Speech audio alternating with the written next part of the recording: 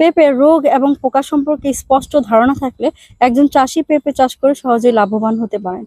পেঁপে চাষের ক্ষেত্রে সবচেয়ে ভয়ঙ্কর রোগটি হচ্ছে মোজাইক ভাইরাস রোগ, যেটি ভাইরাসের আক্রমণ হয়ে থাকে এবং হলুদ সবুজ ছোপ ছোপ দাগ দেখা যায় মোজাইকের মতো। আরেকটি রয়েছে পাতা কোঁকড়ানো রোগ। এই দুটি মূলত ভাইরাসের আক্রমণে হয়ে থাকে এবং এই ভাইরাসের বাহক হিসেবে কাজ করে জাপ পোকা, তাছাড়া ছাদামাছি পোকা রয়েছে। এজন্য আমরা যদি নির্দিষ্ট সময়ে অর্থাৎ সুস্থ সবল চারা গাছ থেকে ইমিডাক্লোরোপিড গ্রুপের যদি কীটনাশক প্রয়োগ করতে পারি 15 দিন অন্তর অন্তর, যেমন ইমিটাপ রয়েছে, টিডি রয়েছে, অ্যাডমায়ার রয়েছে, অথবা বায়োম্যাক্স রয়েছে ইত্যাদি যদি আমরা প্রয়োগ করতে পারি তাহলে এই রোগগুলো দমন করা যাবে। তাছাড়া পেঁপেতে মিলিবাগ একটি পোকা দেখা যায় যেটির আক্রমণে শুটিমূল হয়ে থাকে। এবং মিলিবাগ দেখে কিভাবে বুঝবেন? গাছের পাতা এবং ফলে সাদা সাদা তুলার মতো দেখা যাবে পোকা।